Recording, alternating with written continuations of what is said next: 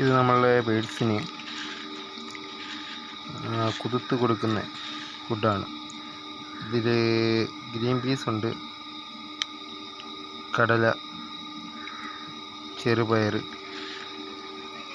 ഇങ്ങനെയുള്ള ഐറ്റംസ് എല്ലാം കൂടെ വെള്ളത്തിലിട്ട് വെച്ചിട്ട് തലേന്ന് വെള്ളത്തിലിട്ട് വെച്ചേക്കും.